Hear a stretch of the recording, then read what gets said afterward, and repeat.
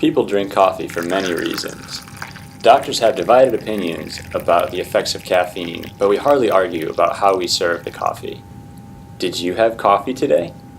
Was it in a reusable mug or a disposable mug?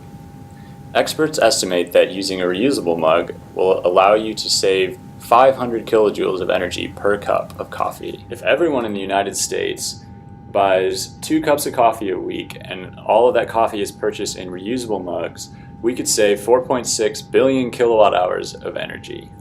As our friend Yoda would say, power 1,000 lightsabers you can with that energy amount. What if we can make that change? Let's start by looking at the local level. What if Indiana University can reduce energy consumption by increasing the use of reusable coffee cups at 4 campus cafes and discouraging the use of disposable cups? What if we can switch consumers from the dark side to the light? What if we return to reusable?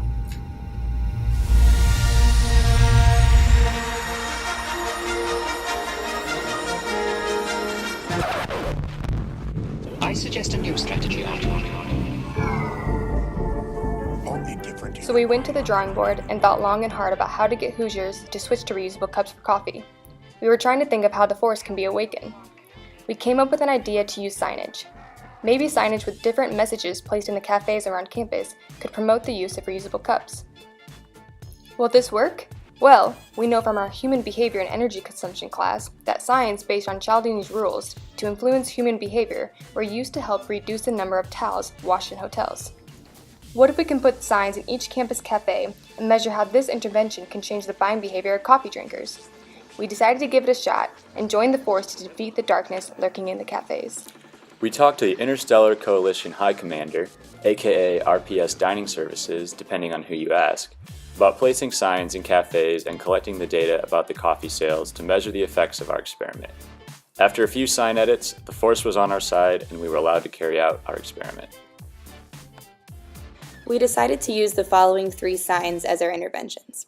The first sign offered a pure financial incentive for those customers that are concerned about dollars or galactic credit. This sign explicitly highlights the savings that can be realized by using reusable cups. The second sign used a descriptive norm to suggest a behavioral change. How so? Well, we implied that your peers are using reusable cups. We also implicitly suggest that using reusables is part of the Hoosier identity, testing the value of social proof. The third sign was advocating for an environmentally conscious Jedi. It also tried to use the principle of reciprocity between buyers and IU, suggesting that there is a partnership to protect the environment. We located all of the signs in the Indiana University galaxy. After consulting the interstellar forces of random number generators, we located the first financial sign on the planet of Wells, the second descriptive norm sign on the planet of Valentine Hall, and a third environmental sign on the planet of Jordan Hall. The fourth planet of Spia served as our control site. We measured coffee sales for 3 weeks before spring break, prior to placing the signs in the cafes. The results of our analysis showed us that coffee drinkers in our galaxy's cafes required this much energy to sustain their lives. We hope to reduce that energy use with our sign interventions. Then, the coffee drinkers went on spring break. After spring break, our sign interventions went up in the cafes. We waited 3 weeks to measure our post-intervention energy use. Like Master Yoda would say, patience you must have, my young Padawan. After the 3 weeks, the post-intervention energy use showed the force was not on our side. While we hoped the sign intervention would increase the use of reusable cups and decrease energy use, that did not occur. Instead, the sign interventions did not have any effect on coffee drinkers' behavior. Unfortunately, the dark side won this round, but as Master Yoda would say, much to learn we still have. But we have a new hope.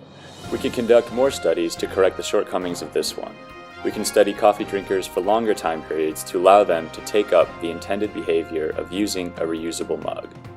In the future, new studies could also be repeated in other galaxies to see if the results are upheld or contradicted. We can conduct demographic studies to begin to understand coffee drinkers' characteristics and design more effective interventions. We can still defeat the dark side and bring back the reusable.